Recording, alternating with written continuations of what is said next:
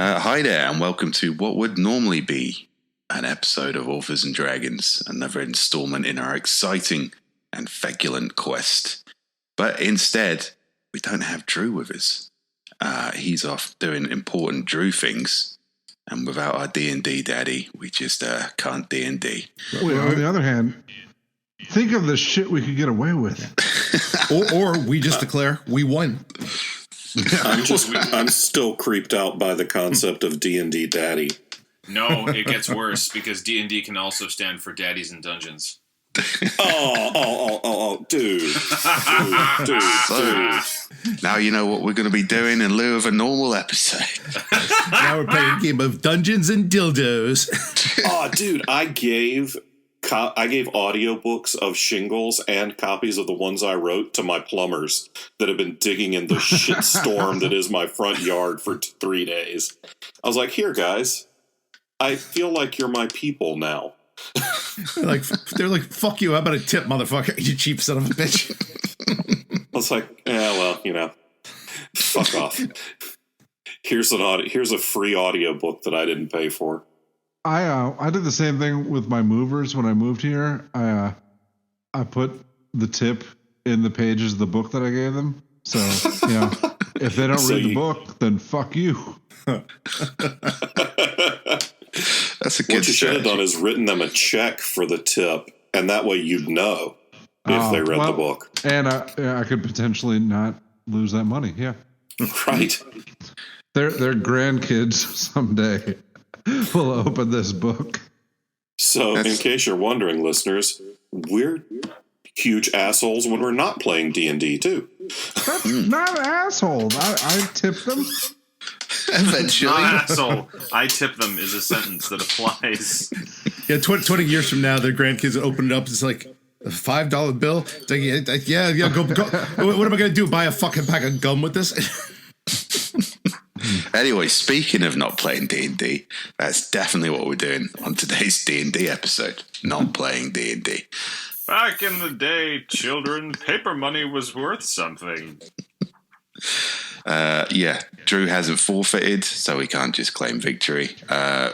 So what we're going to do instead, something we haven't done in a while, is an interlude episode. We used to do these now and then when we couldn't get enough people together.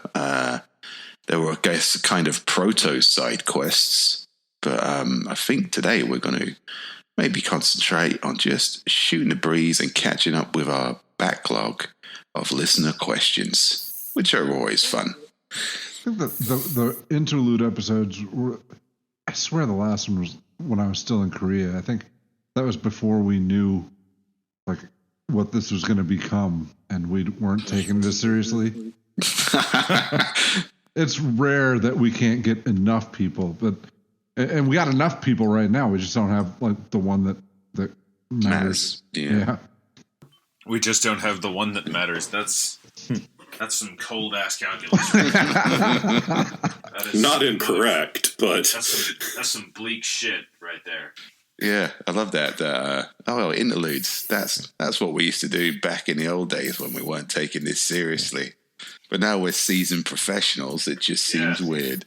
This is hard. This is what professionalism looks like. I put on my tie. I come into the office and I start some Authors of Dragons. And every single one of us here today is fucking expendable. This is what peak performance looks like. You may not like it, but we're a finely tuned machine. But it's one of those Rube Goldberg machines that doesn't really do anything. It peels a banana. Well, we're a finely tuned machine, but Drew took the power cord with him. Speak for yourself. This thing's gonna hatch several goddamn eggs for breakfast on its way to open that gate. Oh man, you're Pee Wee Herman's Rube Goldberg machine. Yeah, I'm gonna eat those chicks. Oh, yeah. There's nothing good that comes from any Pee Wee Herman peeling a banana. John, don't fucking start with me.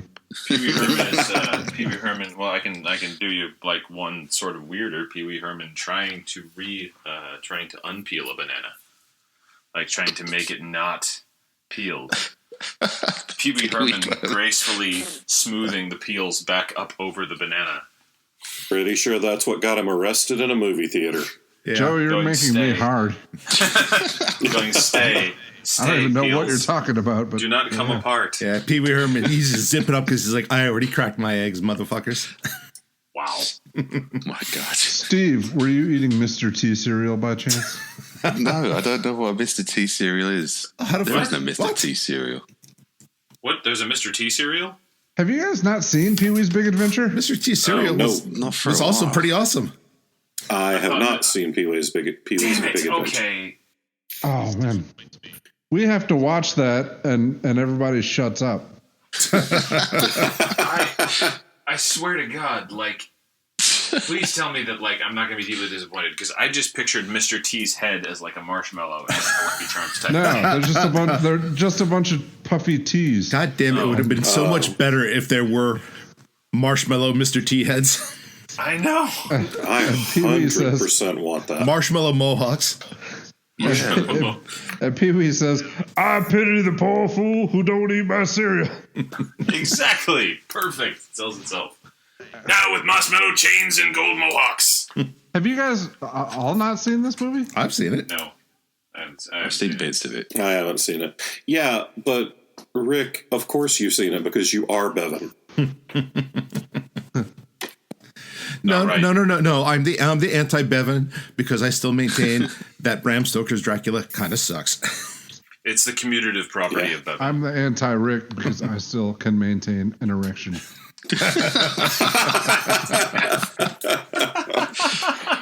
Ooh. Are we doing questions? I need Joe to talk about Pee-wee, but I could do it. Pee Wee Herman lovingly grabbing the banana. Honey, I'll be there in a second. Hold on, I gotta turn on this. I gotta turn on this interlude episode and listen to "I Pity the Fool Who Don't Eat My Cereal." Pee Wee grabbed the banana. It's like Jesus take the wheel, but for perverts. Oh, fuck. So was this a question? How did we get here? I don't God, know. I wish this was a question. What? Pee Wee grabbed the banana? Wait, what? It's just missing a question. It's got a question mark there. I don't know this. Talk to me about your most erotic Pee Wee Herman moments. Jesus take the wheel! I pity the fool who don't peel my banana. You know what? Fuck all of you. Why are you upset? This is exactly what you wanted. He's a national treasure. We haven't disgraced the name of Pee Wee. I'm not sure you can disgrace the name of Pee Wee. It's Pee Wee. Yeah. Pretty sure he handled that it's all kind on of- his own. And handling that on his own was what got it disgraced. Yeah, but he rose up from the ashes like a Mr. T eating phoenix. Like a boner in the morning. All he had to do was stop handling his Herman. Yeah. Not much to ask. But Come on, You Pee Wee, got stop that. handling your Herman. Are there any questions that don't relate to Pee Wee Herman's dick? No, all of them. Every single question in the Discord is about Pee Wee I'm Herman's pretty dick. sure Our listeners were oddly fixated this week. on Pee Wee Herman's dick. I know what guess. people want. Give the people what they want. And what they want is Pee Wee Herman and drinking on a boat. no, now that we've asked the question that everybody secretly wants to know the answer to, which is what gives Robert Bevan an erection, let's move on to some actual questions from the Discord, maybe. Okay, I guess if you really insist. But I don't know. It's not my job to bring order. I don't know what's going on here. But maybe this is probably a good way to start the All right. podcast. Well, our friend Crisis asks, "Do you think Pee Wee Herman shaves his balls, or?" Oh, I'm sorry. I'm sorry. That was the question I was thinking. Bevan? Yes? Do you want to answer Sorry, I'm a the little question? busy right now. But you're invisible, so thank God. I'm making a graphic for the show. Oh, God. I thought you were busy pitying your fool. Never heard it put that way. Oh, that's good. But in the book. now I can't unhear it. All right, our friend Crisis actually asked, what's the dumbest thing you've ever played hooky for? They say, I'm playing hooky tomorrow for a D&D game. I'm not really sure that's dumb, but okay. And I'll assume they mean from jobs as well as school. I mean, I don't think anything I played hooky for was dumb because I didn't fucking want to go to work. My first job out of college was stupid enough to give a ridiculous amount of vacation days, but also unlimited sick days. So whenever anybody would call me up and be like, "Hey Rick, we're going to Great Adventure today. You want to come?" Give me a second. Dial. Sorry, stomach ache. Click. I think that seems like a pretty good reason. Yeah. Does it count as like playing hooky if you just don't show up to your job that you're doing illegally? The job is illegal, or you not showing up is illegal? No, you're doing the job and you're not. I was being paid under the table in cash at a super sketchy gas station. Oh, Like, as in at the end of the day, like my supervisor would order pizza and then he would just pull cash out of the cash drawer and hand it to me. yeah, that's normal. Oh, Nothing ever equaled the wacky shit that happened at that job. So, I know. Back in school, I was working at a car wash, and I skipped work so I could watch part 2 of The Return of Optimus Prime. there you go. There you fucking go. I remember the first time. I don't think I've ever skipped school or work for any ridiculous reason. Because, ultimately, even like, I'm not going to school today because I feel crappy. So I'm going to spend 8 hours reading Red Dwarf novels is an excellent reason to skip school. But I remember the first time I skipped out on school. I'd first gone to this private school we were supposed to go to where everything was a bit strange. And they tried to feed us, I'm still not sure what it was, but they were like giant peas with veins in them. And I was kind of like, reasonably, I'm not going to eat these brain peas you're giving me. And they were rather unreasonably like, okay, well, you could just stay in the classroom by yourself while we all go and do our activities. So I was like, fuck this, I'm going home. Jesus, You're one of the only people now who's not one of the pod people. peas with veins. This sounds like a bunch of pedophiles taking advantage of your stupidity as a child. What's that? Oh, they're just peas with veins on them. Want to chew on them first? Oh, Rick, one day you must really look up that school. Have you ever heard of Rocky Mountain oysters? Yeah, so I hoofed it. I just walked out of that school, but I was, maybe like a 20-minute drive from home. But I had no concept of time. So I just thought, yeah, I'm going to march home. I got picked up eventually. But yeah, that was the first time I ever played hooky from school because they tried to force feed me testicles. It might surprise our listeners, but I was a very boring student, and I had a really good work ethic, and I don't remember ever playing hooky for unless not playing. I mean, if I was genuinely sick, I'd stay home. But no, I can't think of anything. I just fuck that. I'm gonna go do something else I want to do. That might have had something to do with like opportunities being scarce. But the only thing I remember ever calling into work for when I wasn't sick is my daughter being born. they were understanding. That's a good reason. It's an excellent reason. Not hard to fake too. Yeah, it's like, where's your daughter? Oh yeah, about that. I don't even have a girlfriend. I couldn't leave this job because things would happen. Like I would go to work, and then in the evening shift, I would find a methed up trucker screaming obscenities at the gas pump. And I'm pretty sure there was a guy jerking off in the parking lot one time. So yeah, but Bevan apologized. It was one time. And he didn't call in sick to do it especially. And you know what? And he kept fucking staring at the methed up trucker while he was doing it, and that was just really awkward. It was like being in the middle of a love story I wanted nothing to do with. Oh, the world is full of love stories. Hey, Mr. Trucker, you want to come over here and watch Pee-wee's Big Adventure with me? Jesus, take the wheel! I left you guys an image from my garage in the Facebook chat. Oh no! What? I'm afraid. Oh, excellent. Now I don't have to make an image for the YouTube. That's going to give me nightmares forever.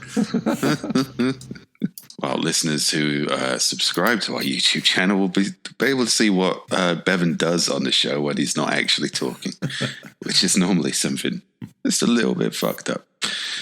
It normally doesn't have pictures taken, though. If you switch the letters of Pee Wee Herman's name around, you get Weepy Herman. Weepy Herman does just sound like a penis name. It's like, I think a penicillin will help clear that up. he's out in the car park, harassing his Weepy Herman. Jerking off over a trucker. So, next question? Yeah, I've forgotten what the question was. So that's success. We can move on to another question. Do you want to take another one from Discord? Yeah. We've got a lot on there. Sure. Well, our friend Alec asks, since Halloween is coming up, what is your favorite Christmas carol? Fuck you, Alec. Fairy Tale of New York by the Pogues. Sleigh Ride by the Ronettes. That Christmas song that I wrote and I play every year. It's really not the Christmas season until I've heard the Trans-Siberian Orchestra Carol of the Bells. Motherfucker, you took mine. They're so fucking good live. Yeah. You can't have that now, Rick. That's Joe's. Now I gotta think of something I don't like.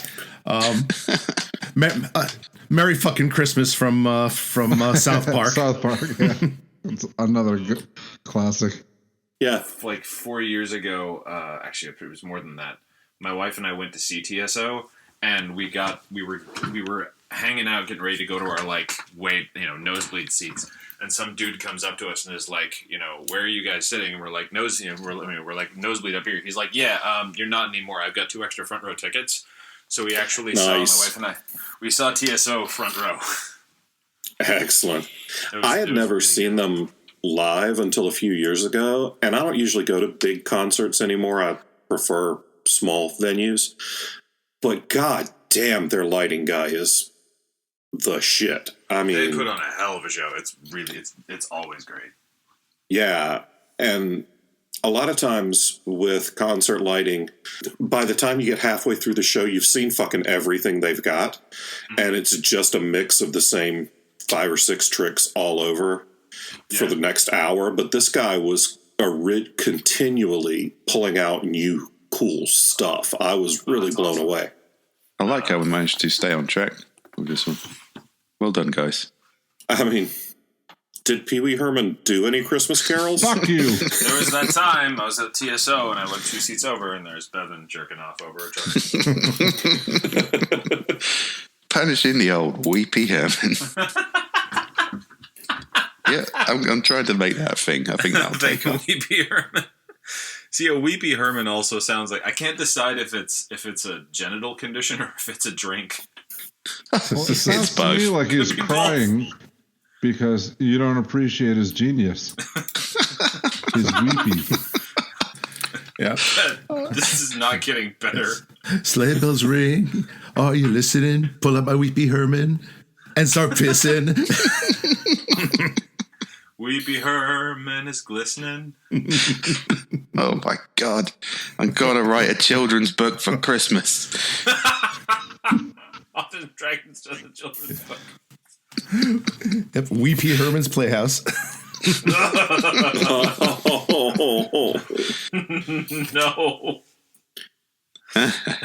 I got a limit. What limit? Wait, what? To how much of this I can take. I think this could probably be the slogan for our first brand of Orphans and Dragons underwear. Weepy Herman. Buy yourself either a pair of Weepy Hermans or a pair of Weepy Herman's Playhouse, depending. Next question. Please help. Save us. All right. Tritops asks, if your character was from a real, on our world, place of existence, geographic location, where would they be from? Fandango would be from Rio. Yeah, I don't really have a good reason why. I just think Fandango from Rio de Janeiro has a good ring to it. You might tell people he's from Rio. Yeah, well, I mean, he tells people Fandango's his real name, so that's bullshit too. I feel like Bjorg is either from like Helsinki, Finland, or he's from some obscure part of Canada where they talk like Norwegian pirates. I want to say Helsinki though because I love the Finns so very much and they're so very fucking strange. I have a word for drinking alone in your underwear. What's the word? I don't remember. Oh, god damn it. What a fucking tease. Drunken Weepy Herman. Hold on. I can find it, but I'm pretty sure that I won't be able to pronounce it properly because my friend Christian isn't here. Oh, I was just going to imitate Christian and go like, yes, he's word for drinking alone in your underwear. Well, yeah, Brandon Firemaster would be from somewhere in China, where when I think Kung Fu Monk, China, obviously. And also, gonna jump on the old bandwagon here, or the old corporate bandwagon, get cozy with China. Hey, China. See, while you're making friends and mending bridges, Steve, I'm gonna burn them because I'm gonna be like, I can see Silas being from like Arkansas, like, son, I need you to worship Torag. Oh, and kill everybody who does it. Okay, Paul. Yeah. Did you guys fly into New Orleans when we had our thing there? Yes. No, I drove. I didn't. Did you? I wasn't Did there. you see the? Wait, you were in New Orleans, right? No, I wasn't. Oh. No, Steve and I weren't there. Oh, all right. I thought you were, but Steve wasn't. All right. Anyways, did you see like the airport when we were flying in? Like the airport looks like an airport, but beyond that, it's just fucking swampland. Yes. Yeah. Klaus would be like in that swamp near the airport.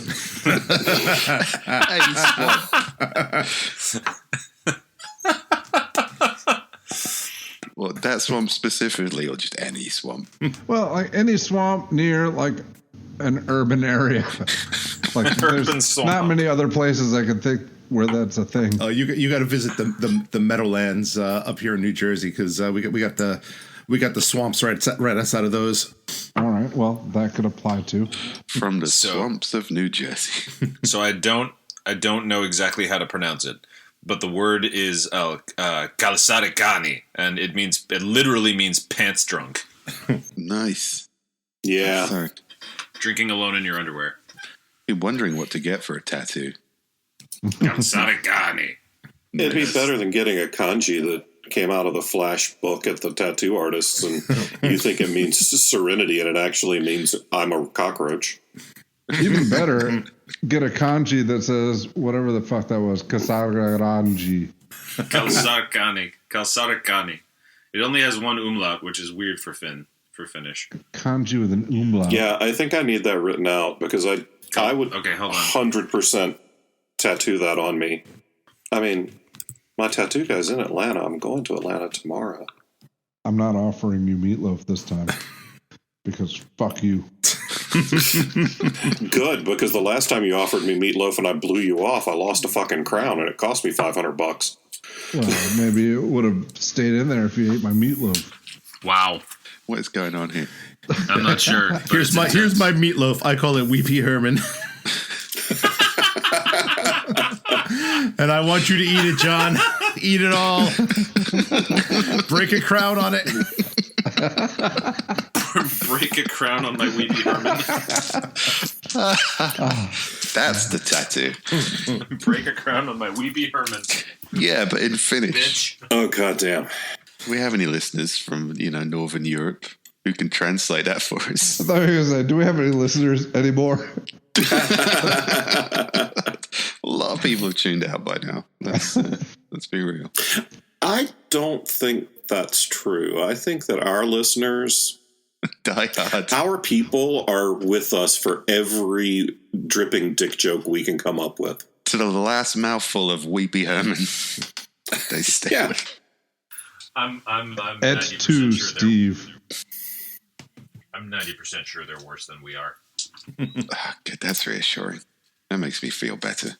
But and once again, I can't remember what the question was we just answered. So, time for another question then, I guess. All right, then. Well, here's another character question. Aaron/Tiggy asks, do you ever regret giving your character one of or several of their quirks? Ooh. No, but for about a year, I regretted making one successful bluff check and creating the goddamn invisible arrows of Torak. That all worked out quite well. It did, but god damn, I knew that was going to TPK us. In the end, yeah, there were moments when like he would pull that one out, and I'd be like, oh god damn it, we're gonna die because of devotion to a character bit. That is how I want to go out. I planted my flag on that hill, and I was like, I am dying on this hill. And so are we. Yeah, taking everybody with you, bitch. No, I've loved every accidental quirk that's become unbreakable canon. I think that's all my character is, really. Unbreakable canon. I feel like this question was meant for me specifically, and we are. I think a lot of our characters are entirely defined by like kind of ill-made canon that we can't go back on now. So when Klaus walks into a battle and he can't operate properly because he started masturbating on the last round and now he has to finish, and that's the reason we all die, then I'm happy with that because I'll be happy with that too because fuck you guys. I'm just waiting for the day when Klaus rolls 3 natural ones in a row masturbating. he just explodes, takes us all down with it. If this is your first episode of Authors of Dragons, Klaus doesn't do this every time, so know that. Well, not every time. Every other, but Not every. How many times? More frequently than anybody else. All right, than anybody else, but I don't just mean anybody else on the podcast. there was the one episode where we were stuck in a time loop and you jizzed on every fucking new screen. that was a Valentine's Day episode. That Yeah. does not make it better. Drew made a ruling on that. he did. Drew agreed it was romantic and fine. Yeah, I remember that distinctly. When Drew Hayes is our moral compass. I mean, come on. I was going to say Drew also created Clemmy Hands Edgar, so let's not give a lot of credit here. Which is also romantic and fine. Oh, such a romantic podcast. Yeah. You can only imagine how many Authors and Dragons babies were born 9 months later or flushed down the toilet immediately afterwards. Imagine the character that's had his hands tied most by canonical traits is and that maybe. Actually, yes, canonically that is Silas. Because he's just right out the gate, I'm an unhelpful prick. And he's just like, he's never stepped down from that. He's like the Daniel Day-Lewis of unhelpful pricks. Except with Daniel Day-Lewis, it's acting. So yeah, I don't think, there's certainly no character traits that I've regretted. They've all turned into humorous self-owns. Yeah. Which is really kind of what the podcast is about. Humorous self-owns, yeah, I'd agree with that. Yeah, so also, canonically, for you long-term listeners, you'll remember there was a time we stopped over in a house of ill repute, or a tavern with house of ill repute options, and Silas did hire a sex worker, but ended up just getting into some hardcore praying and self-flagellation, which is what he was going to do by himself anyway, so there you go. revisiting the finer moments of the podcast. Revisiting one of the darkest moments in the podcast, honestly. I awake screaming in the night from phrases such as "Little Torag." I remember that. That shit is seared into my memory. I got to get back my ability to say Torag. some of my best lines I'm having to choke out here. Which also had to do with Little Torag. Yep. Choking out. Choking out Little Torag. Okay. Dear reader, I choked him. Right, moving swiftly on from that horrifying image. All right. Our friend Lamplighter asks, if you could have any living person narrate your next book, who would you choose? All right. Hello, Lamplighter. Jonathan Sleep. Yeah? A lot of that depends on what I finish next. Because there is a part of me that would literally kill to have Morgan Freeman narrate Necromancers. Because I want to hear him say, prologue, the man buninating. He'd give that a lot of gravitas. Yeah. I can Yeah, see he would. that. I'm going to say, Mama, isn't that something? there is not a single thing I've written that I wouldn't want Samuel L. Jackson to narrate. Yeah, I mean, I don't know about appropriate for my work at all, but Keith David is really cool. Oh, yeah. And he's got a really cool voice. So, yeah, I think anything he read would sound a lot cooler. I'm going to go with that. I take mine back. I'm gonna put it up for auction. Like, get your voice talent known. Just say anybody. I want James Earl Jones. That is sexy. Yeah. I think my backup would be, rather than cool and sexy, go completely the other way and get just like a really hungover Christian Slater. Oh my god. That would be, I mean, that's a mood. Maybe not a great mood, but a mood. Yeah. It's like William Shatner narrates Bill the Vampire. Bill, the vampire. Or, you also get the same thing with a sober Jack Nicholson, Steve. If only Alan Rickman wasn't dead. Yeah, that's a bit of a shame. Well, it's a shame we're outside the context of this. Yeah. Well, I mean, we're never getting any of these people anyway, so fucking ask for Alan Rickman. I don't know. Christian Slater, what's he up to these days? He's probably. Well, I was going to say, if no one bids more than $5, I might have Christian Slater. Yeah, you just hang around with him for a bit and get him nice and tanked up. We're missing an obvious one. As awesome as our Shingles narrators do, Shingles as narrated by R.L. Stine and J.K. Rowling. Yeah. I'll teach them for being more successful than this. Jack Black, who played R.L. Stine in the movies, because R.L. Stine himself had cameos, and I don't, yeah, he's a fine writer, I suppose, but I don't know if he's got the voice talent for it, for the presence. Sorry, R.L. Stine. I want Jack Black to do Necromancers now. Holy shit. The man buninating. That'd be quite a fitting choice, actually. I can see that working out quite well. Yeah. Well, any Shingles. Yeah, I think Jack Black would probably do. Do you imagine Jack Black talking about the Tonys? I really can. It's a good choice. Okay, did we all get a lick of that lollipop? I was gonna say, welcome to Shingles. I'm Pope Francis, your narrator. Oh my god. The fucking Pope. Yes. Read this, Shingles, Pope. Book 1, The Ghost of Hooker Alley. Get Thor Bjornsson. Thor, Oh, how yeah. can I be like you? The strongest man on earth. Just buy my sparkling water. Heavy bubbles. Sparkling water that makes you sweat. That was a fine impression.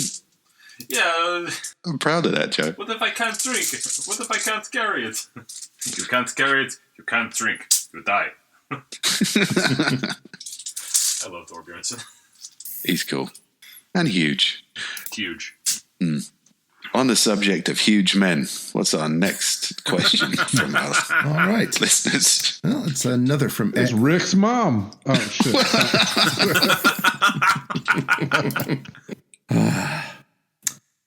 Our friend Aaron Tiggy also asks, now that A&D Con is over, do you feel reinvigorated or just exhausted, both regarding your careers and physically, mentally? Yes. Well, we've had some time to recuperate since then. It has been a little while.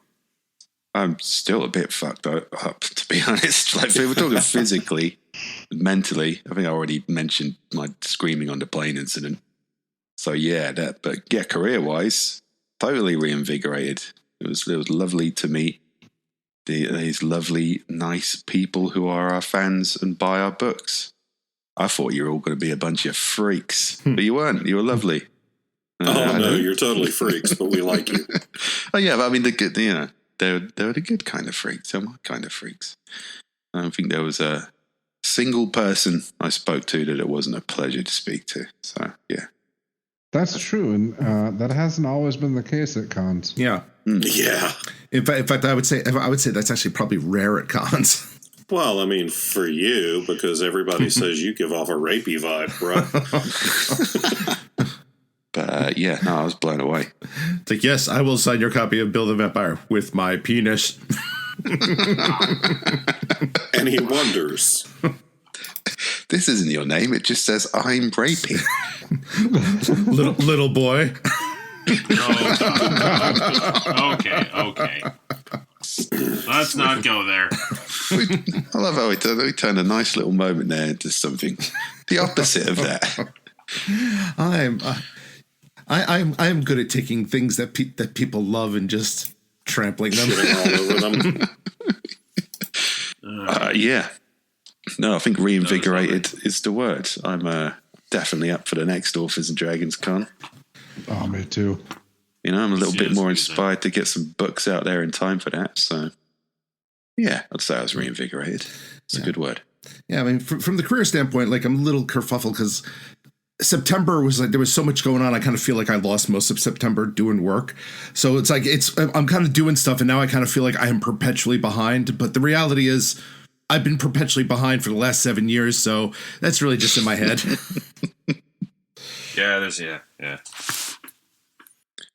Right. We're all agreed. Con good. Next question. All right. Well, we go from good to Paladin Steve's question. You get invited to a tasteless costume party with $1,000 prize. What are you wearing? He's like, no, you can't choose stand-in thigh master. Oh, what? Well, fuck. Fuck's sake. It's the only card in my deck, man. Tasteless costume pie. A weepy hermit. And there it is. It's good, definitely a thing by now. It's got to be. I'm thinking I might need to, like, I would make a partner costume with my wife. I would go as a sea turtle, and she could be Clammy Hands Edgar. Nice. You know what? I might just go whole hog and go with that old joke. Show up with a pie on my dick and say I'm fucking disgusted. Classic. I don't know if I covered my new. I kind of already did this once. I dressed as the comedian from Watchmen, which is already a little bit dicey. But then my wife dressed as the comedian's daughter. Oh, God. So, yeah, you saw that in an alleyway. Your problem now, mate. I got my cash prize. Well, me, it's pretty easy. You know, I put on my Caverns and Creatures shirt and bring a lot of copies of Goes to Hooker Alley. It's practical. I missed the question. You've been invited to a tasteless costume party with $1,000 prize. What are you wearing? Rick's mom? It's almost exactly what Rick said. Oh, my God. Right. So. Fair enough. Well, I'm not sleeping. Another question. Let's see. We're going to get through all these questions if it kills us. All right, here's a good one. If you could do a Bill and Ted's Excellent Adventure, what 3 historical figures would you bring back with you to A&D Con 2020? Oh, that is a good question. Oh, yeah. I feel bad that we're going to ruin it. Jesus. J.K. Rowling. Don't they have to be like dead to be historical characters? She's richer than the Queen. She's fucking historical, bro. Didn't she just like loan money to your government? I don't know. Probably. Sounds like the kind of passive-aggressive dick move she'd do. You know, I think the most excellent panel we could do at A&D Con 2020 would be line up and punch Hitler. I was just thinking, bring Hitler so we can ritualistically kill him. I knew we'd end up bringing Hitler to A&D Con. Just knew it. As soon as this, like, Jesus, yay, and Hitler. Watch Joe kick Hitler in the dick repeatedly for an hour. Just hold his arms and get Jesus to fucking... Okay. Okay, Jesus, you and Hitler have to fight to the death in Thunderdome for our amusement. I'm just afraid that if we let Joe punch Hitler too often, none of the rest of us are going to get to punch Hitler. Yeah, Joe has to go last. Yeah. So, Because the rest of us aren't going to do near the kind of damage. yeah, sorry, Captain America, you got to wait your turn. It's like, Jesus is going to turn the other cheek, but only because he's in the middle of a sweet roundhouse kick. Here, this is how I take the wheel, motherfucker. God damn! In the tradition of, like, you know, Battle Pope and Abraham Lincoln Vampire Hunter. How's about an adventure novel called Roundhouse Jesus? Roundhouse Jesus. You know, Jesus would kick the shit out of Hitler, but to be fair, he'd then also probably kick the shit out of most of us as well. Well, he's fucking magical, bro. Yeah. I've decided to return and travel through time, kicking the shit out of everybody who deserves it. I want to lock Gandhi and Hitler in Thunderdome and test that nonviolent shit. All right, motherfucker. Be a pacifist now. Here. You can hold on to your morals, or you can beat the fuck out of Hitler. You can hold on to your morals or this chainsaw. It's your choice. You know that little bald-headed motherfucker and spider monkey all up on somebody. You just hand him a baseball bat with the words morals written on, painted on it. Hold on to your morals. It's really good to choke up on your morals. All right, so I'm going to say I'm going to say Jesus and just take your pick. 2 different like evangelical dead Christians, and Jesus could say, "Yeah, please tell me what I was thinking when I said that." just have Jesus go to town on Jerry Falwell. Yeah. Jesus goes to town on Jerry Falwell or Bill and Tammy. Or Jim and Tammy. Jim and Tammy. Or whatever. Yeah. right, have I misunderstood the question here? Is it what 3 guests would we bring to the con, or is it like would 3 that each? would that not draw more attendees? What, Hitler? So Jesus? far as I can tell, we're just bringing people back so that they can kill each other. Well, I'm thinking of bringing in a crowd. yeah, they didn't say what the panel had to be. Well, I'm also thinking, I would want to bring Charlie Chaplin so he could stare at horror at the future of comedy. Take that, you dead genius.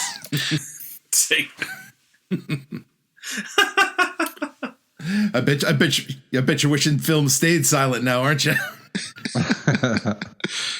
All right, so bringing back Jesus and Hitler for the Death Bowl panel, deciding the moral future of humanity, and Charlie Chaplin so we can own him, I guess. Chaplin would jump in and start beating the shit out of Hitler too. Oh yeah, that's very much on brand. And then he'd probably turn on us after listening to like 5 minutes of side quest. Yeah. That motherfucker was vicious. Either way, this is blowing up in our faces. Also, did you see how fast he used to move? Like, people were fast back then, man. A bit jerky, but fast. Do you guys want to tell him, or should I? Let's move on. Next question. Here's an easy one. Our friend Emily asks, have you guys looked into the Wendy's RPG for a possible side quest? I know you guys. Wendy's I the restaurant? downloaded it. Yeah, Wendy's the restaurant released a role-playing game. Oh man, they are going hard up against Arby's. It's pretty funny, man. I just marveled at that. I'm like, wow, okay, so tabletop RPGs are officially mega mainstream now. Like when you have fast food doing shit with for your hobby, that's Yeah. I disagree. I think Wendy's is just making Kinda an pretty extra cool. effort. It's not like Walmart's not doing this shit.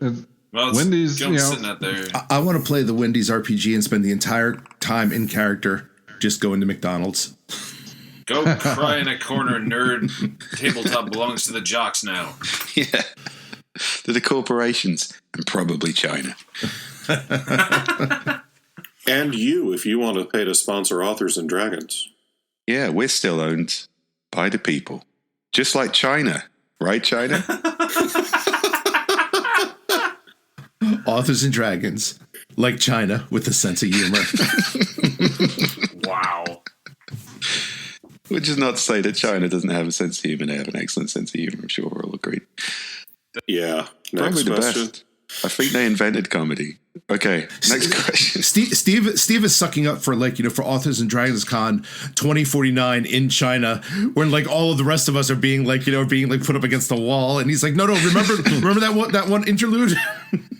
What about the part where we get to go to do Authors and Dragons Con in Hong Kong? Because I might want to vanish for a few hours and join some illicit activities involving beating up cops. I'm sorry. Ever since I saw the protester who did the fucking flying ninja kick at a Chinese cop, I was like, holy fucking shit. Anyway, how did we get onto Joe Fly kicking Chinese police officers? It's just beautiful. Like the People's Republic of China cop is trying to arrest some people, and all of us and other people are trying to stop him from making the arrest. And then this fucking protester runs off from a side camera and literally does a flying ninja kick on him. Nice. And then everyone runs away. It's a happy ending. Well, Except the fact that you're in Hong Kong and China is a giant international juggernaut that's rolling in. And a hooker didn't jerk you off. yeah. You weren't near a trucker. I love the way you ninja kicked that cop. Can I give you a hand job? Yes, you may touch Weepy Herman. And roll credits. It's the Robert Bevan life story movie complete. Dun, dun, dun, dun. All right, how about one more, and then we move over to Facebook. Facebook. Oh, God, I forgot about Facebook. All right, so Corey says, my sister-in-law was angry that I wore my animal punching badge shirt to Animal Kingdom at Disney World. And let me just stop and say, Corey, your sister-in-law can go fuck herself. Because that is. Is there any time you guys wore something that others thought was inappropriate? Rick's mom. Dude, you keep saying that. I'm gonna send her to you, man. I don't think I ever wore anything inappropriate. I tend to be a kind of non-slogan kind of guy. I think I wore a German army coat on Veterans Day once by mistake. Oh, shit. I have a story about my friend Ash, who was at the con. He once bought a T-shirt from a place called Our Price, which was the Exorcist T-shirt, and had the photo of the Exorcist girl on the front of it, and then on the back in really big letters, "Your mother sucks cocks in hell." And I thought, that's a bit extreme, mate. And he was like, yeah, it's okay. So we went back into this T-shirt place where he was wearing the T-shirt, and they were like, "Oh, we're going to have to ask you to leave. That T-shirt's offensive." Well, you sold it to us, you fuck. Wow. Nice. I was gonna say, I sell Team Twat Waffle shirts for my book group, but I will admit, so every Monday I have a pair of Jehovah's Witnesses who come and knock on my door, And Oh. and they're Regularly? yes, every Monday. You know why? Because they've been polite and nice, and I'm too polite to just be like, go away. And at some point, they are going to probably make it into a shingles book. So there is that. But I will admit that that last Monday, I purposely wore my animal punching badge shirt when they knocked on the door. Have you worn your Team Twat Waffles shirt to answer the door for the Jehovah's Witnesses? You know something? I usually forget that it's Monday, but I will have to do that at some point. Yeah, because if you're not doing that, that's a fucking missed opportunity, bro. like at what point do they did they just be like, this fucker is just not worth it? Probably the first time I spoke to you. Yeah, T-shirts. I don't even pay attention to what day it is. But I got this one that says, don't start no shit, won't be no crit, and I'll go to sleep in my T-shirt, whatever I'm wearing that day, and then before I take a shower in the morning, I'll walk the kids to the bus stop, and if I'm wearing that shirt, it's clearly got the word shit on it. I feel bad for going to a bus stop full of kids. This was not intentional. This was accidental. I was walking on campus. This was actually last years or something. I was happening down the UW Tacoma campus, and there were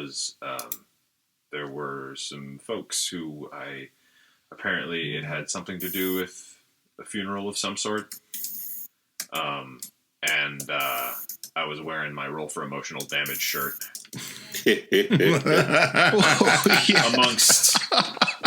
Briefly amongst mourners.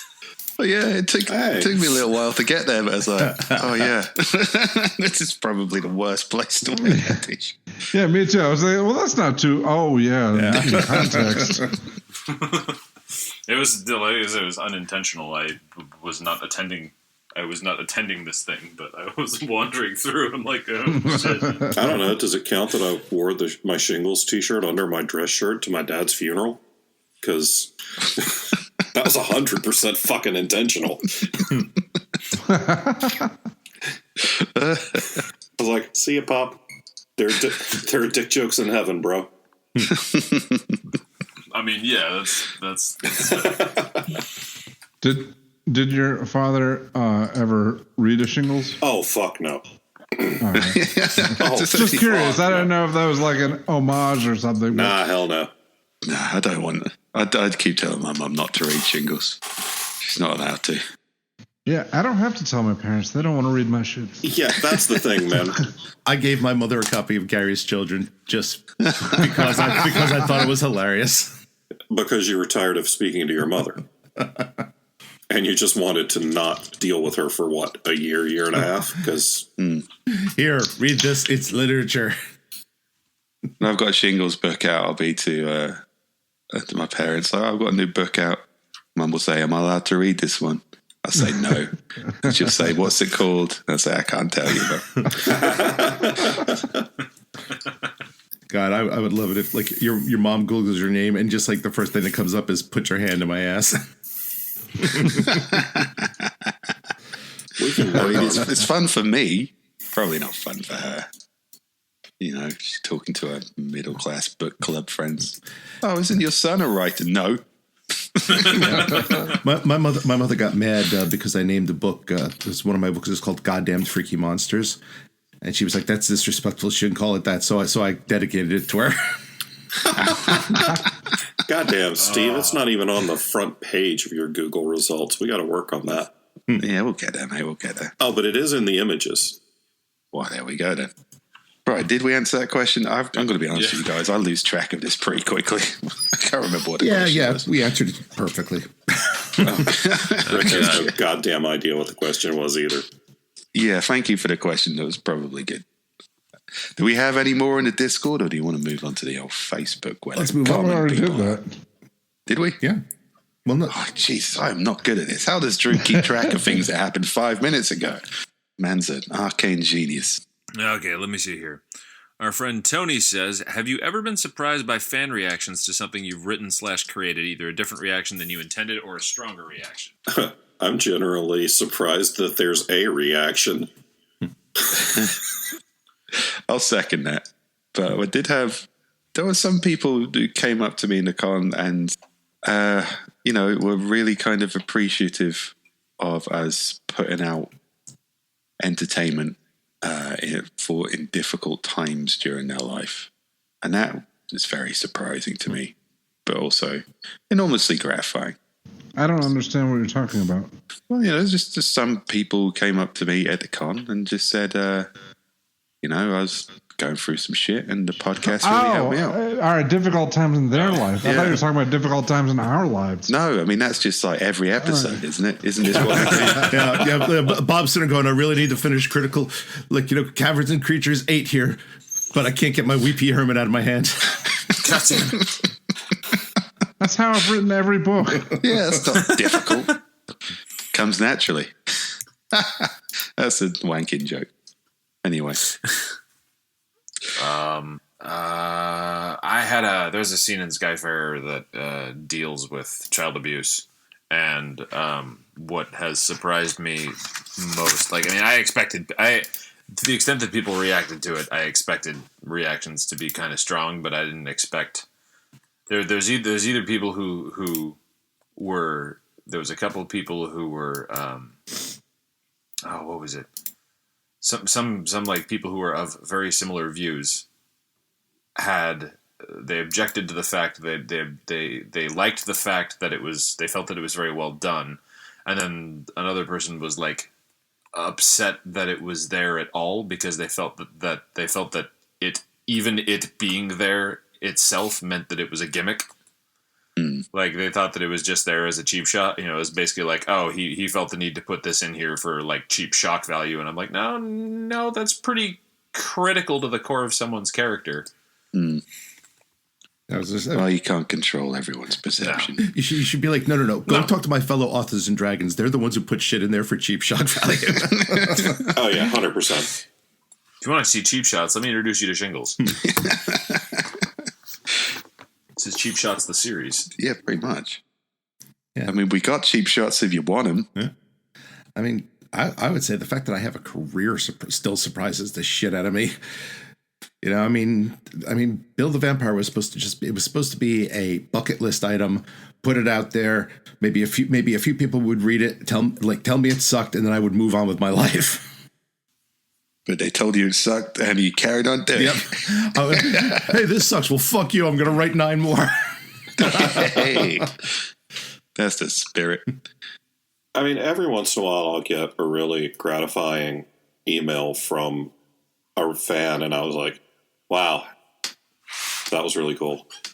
And what I said to my wife, the first time when we all got together at Con Carolinas and we had people fly across the country to see us, I came home and talked to Susie and said, I hope that shit never gets old.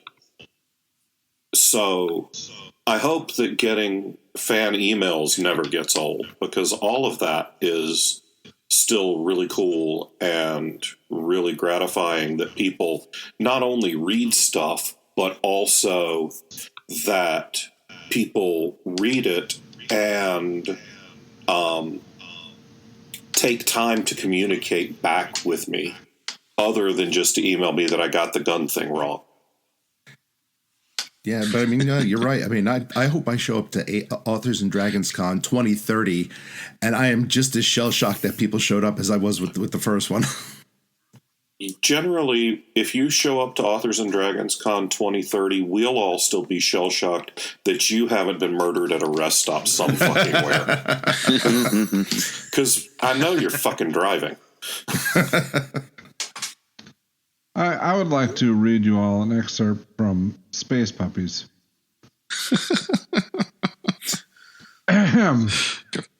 Duke White Power. Excerpt finished. If you read beyond that.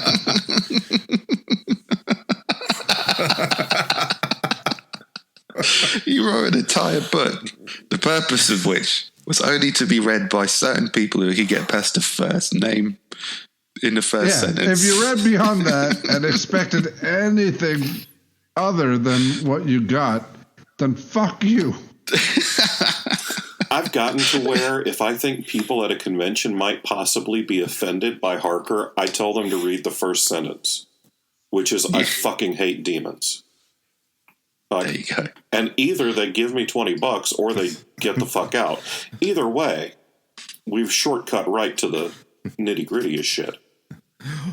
1 star. I picked up Space Puppies expecting Dickens, and all I got was Dick. You got Dickin', all right. Although, yeah, I got about halfway through Space Puppies and realised it was offensive. No, man. First fucking sentence. That's a new porn. That's gotta be a series of erotic novels that just we put the Dickens. No, it's already a tagline for Cooper's Christmas Carol. Yeah. Oh, okay. I should have known. Keep the Dick and Dickens. Keep the Dickens. I would also add, stepping away from Charles Dickens, Weepy Herman for a moment, is that fuck you, Steve. The entire Authors and Dragons con was an above and beyond expected fan reaction. That was just fucking mind blowing that those people were even there, let alone that they were nice people whose company I enjoyed. But they didn't have torches and pitchforks. Oh my god!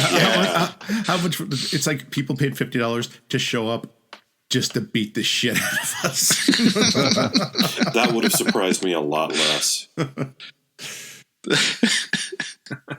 Yeah. So, but yeah, I'm very glad that this silliness, if you're having a tough time and this ridiculous nonsense lifts your spirits a bit, I guess there's no finer ambition for any entertainer. So I agree. That's nice. Now, let's ruin it with another question. Let's see here. All right. Our friend Vicky says, best barbecue place you've ever eaten at. What type of barbecue was it? Defend it. I've eaten several now, and I gotta say I'm a fan of Texas brisket. Oh, get the fuck out of here. You're welcome to introduce me to something better if you... I don't think I've ever eaten barbecue at a barbecue place, but I'll make my own or eat it at a cookout or something. But and I love it. It's great. But there's a place nearby my house. It's called Praise the Lard. Got a funny name. I choose that one. All right. I've never been there. So aside from good on it. The barbecue that my brother-in-law used to cook in a pit in his backyard, where we would sit up for 24 hours drinking beer and shoveling coals over the pig. Ooh. There's this place in Birmingham, Alabama called Dreamland. And you walk in, and this surly Southern woman says, "Y'all want beer or tea?" No fucking choice in what beer you're getting. Beer or tea. And it's sweet fucking tea because you're in Alabama, for fuck's sake. She walks up and drops a loaf of bread in the center of the table. That's your fucking napkin, all right? You sop that shit up. And then she looks at you and says, "You want a half a rack or a rack?" There's not a question as to what you're getting. You're going to get some fucking ribs. And you sit there and you've got sauce all the way to your goddamn ears. And it's an experience in redneck meal brutality that you just don't get everywhere. There. That's quite like the freedom from choice aspect of that, and the meat brutality. And we drank them out of multiple beers in sequence until we got to some really god awful thing that's brewed in Birmingham. And don't drink Alabama beer. Oh, whoa! So they didn't give you a choice of beers, but they gave you different beers? Yes. Oh, that's weird. I like that. We ended up reach in and grab first. We ended up dancing at an 80s bar until 2 in the morning. Covered in There barbecue was a sauce. lot of weird shit going on that night, including Twister. Nice. Now I'm thinking of like a remake of Flashdance, except with John, and we pulls that like thing down. It's just a whole splash of barbecue sauce falls on him. Oh my god, that'd be perfect. We should host a AD con there. That little shithole town would never know it was hitting them. Last time I was in Birmingham, Alabama, the bartender Oh, it's quit. Birmingham. Okay, never mind. Yeah, the bartender at the hotel said he wasn't coming back to work until all of us left. That's fair. Nice. Yeah. I think my we don't really have we do have barbecue places in England, but nothing to write home about, especially since I live in England. But yeah, that is probably considered a very normal fucking run-of-the-mill place in America, where apparently you can just go into nightclubs covered in barbecue sauce. The place in Charlotte, outside of where we had the cons, that Boardwalk Billy's place. Oh, yeah. Nice meat, fried pickles, and an excellent vanilla stout. I could quite happily just drink there until I died. They will let you. Yeah. Freedom. God, I love your country. They'll let you drink till you die, then they'll just take your credit card. Yeah, we don't really have, I mean, we have plenty of barbecue places here in New Jersey, but they're all like I would consider like just chain restaurants. So I mean, nothing. Yeah. I mean, like, you know, like a Famous Dave's is like fine if just gonna go sit down for lunch and so, but it's not like, you know, you don't go there when you want like epic barbecue. Go to Infamous Dave's for that. Did we all answer the barbecue question? We always get a question that makes me hungry. Yeah. You know, I have leftover barbecue in the fridge. God damn it. Oh. Gee, guys, I gotta go.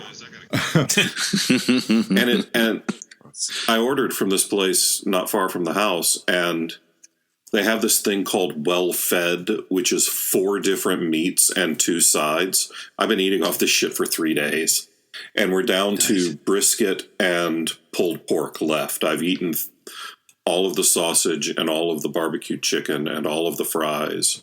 I think I have like 2 hush puppies left. Fuck. Nice. Yeah. I'm so goddamn hungry now.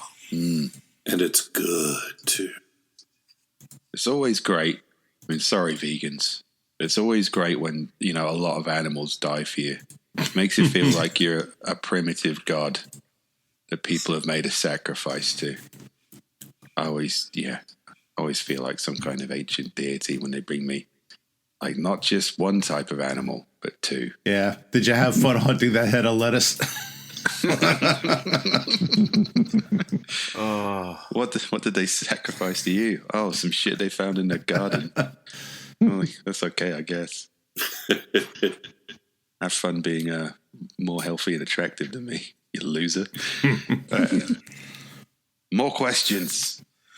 Questions for the question gods. Okay, let's go for the controversial one. Our friend Lyle says, do any of y'all have an opinion regarding people like Jennifer Aniston and Martin Scorsese coming out throwing fists about the MCU and comic book movies in general, shitting all over Hollywood? No. I wasn't even aware of this. I'm aware of the Scorsese thing. I think he said something that movies are starting to resemble carnival rides. I don't resent him for it. I think there should be different kinds of movies. I don't mind carnival ride movies. I'd say if you're going to say to me that 10 years worth of MCU movies was one giant carnival ride, I say, heck yeah. Yeah. It was great. Well, I mean, what is the transportation equivalent of what he thinks is a good movie? I don't know. A Scorsese film. Because probably. what's wrong with the carnival ride? Yeah. Yeah. Well, Scorsese film's probably a back of the limo sightseeing tour through New York with a nice open bar. Which is also nice. cool. Yeah. Yeah. You know, I wouldn't want to just do one all the time. It's fine. You know, people, I think sometimes, I mean, even Simon Pegg said this, that, oh, maybe we're going too hard in one direction. He didn't mean he thinks those films are worthless, because obviously Simon Pegg is kind of where he lives. Yeah. But you do need to mix it up now and then. I don't think that's... I mean, I think they're kind of worthless, but I like carnival rides. I look at it this way. It's like, you know, what's that saying? Watch them properly. That saying about opinions and assholes. Well, I mean, when you're rich and famous, you can put your asshole in front of that many more faces. So, yeah. Yeah. At the end of the day, if that's your thing. yeah. I'm not sure if Jennifer Aniston gets to have an opinion. She was in Friends. Gets to have an opinion. He says, like, he arbitrates these things. Mind you, she's been in a couple of indie things as well. Yeah, she was in the original Leprechaun. Yeah. That's right. No, you don't get an opinion. I mean, okay. They don't like superhero movies. Fine. I don't like romantic comedy movies. Jennifer Aniston gives not a single fuck about what I think about rom-coms, and I kind of got the same opinion of her in superhero movies. All right, Scorsese said the carnival ride thing. What did Jennifer Aniston say? Oh, I have no fucking idea. I don't know. I only know that she said something because Steve asked. Steve, do you know? No, I didn't hear her opinions. I know she took a selfie with the Friends cast recently. Oh. Dear MCU, please hire me, and that will change my opinion. I guess I'm also stuck with John on team. I don't give a fuck. Like what you like and don't like what you don't like. And you know what? I won't even tell you not to shit on things. Go ahead and shit on things as much as you like. Just okay. Well, here's kind of what she said was, she's basically just talking about the fact that such a preponderance of huge superhero movies is crowding out other pieces of the market. And well, that's a business cycle. So, yeah. Well, I'm a little bit sorry I made fun of her now, because it's a fair point. It is, but it isn't, because it's not like there's a superhero movie that comes out every week.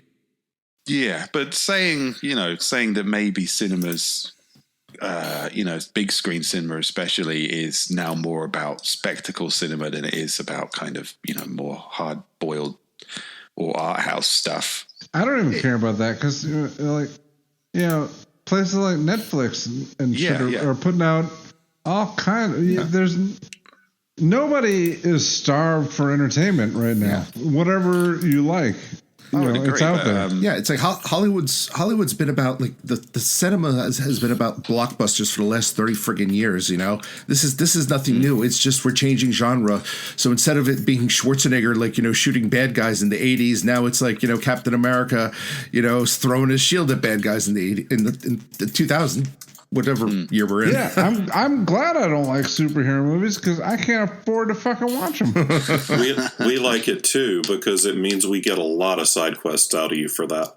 Also, the art house. Also, like the art house and indie scene is not going away, and to a certain extent, like as we just mentioned, places like Netflix and stuff are kind of vigorously supporting that whole thing. So, like, it hasn't gone away. It hasn't crowded out. It just moved.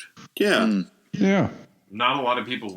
Not a lot of people go to the movie theaters anymore. Like, I mean, like, plenty do. But, like, I don't. I go to the theater maybe once. Well, because fuck yeah, it's like you want a ticket and you want a thing of popcorn. It's like $45. Well, I don't think their statements are unreasonable. I don't think they're even untrue, to be honest. But no.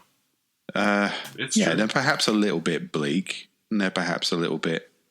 And it would be nice if my local cinema chain didn't just have the kind of either family friendly, big safe movies, or the easily translatable movies, and then we're increasingly going for easily translatable, safe stuff for the global market. So basically, what you're saying, Steve, is you want your local cinema to play the type of movie you might see like Pee Wee Herman in.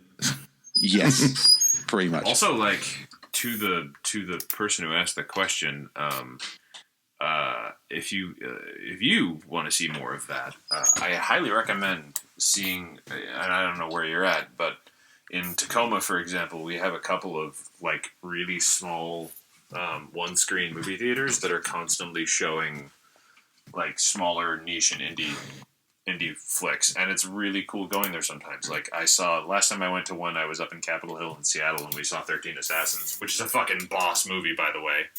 I would also, even in my small town, my small cinema chain, they do make the effort to screen older movies, and they recently screened the Metallica with the London Philharmonic concert, and I think they're doing some kind of ballet version of The Nightmare Before Christmas for Halloween, just screening it, not live stuff. So I think there is still an appetite out there for, more unusual, smaller things. If you like that sort of thing, support it, but don't be dissing my cape movies, man. Yeah, and the reality is, it's like if superhero movies went away, it's not like the art house films would suddenly be making $1 billion at the box office. It doesn't work that way.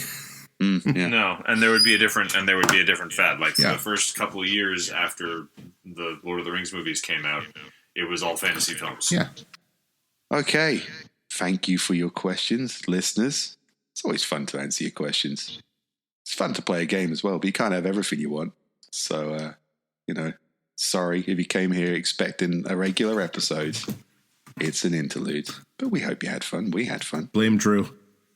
Yeah, blame Drew. Until next time, this has been myself, Steve Weverill, Joseph Brassey, John Hartness, Rick Waltieri, and Robert Bevan. Goodbye. Goodbye. Bye. Bye.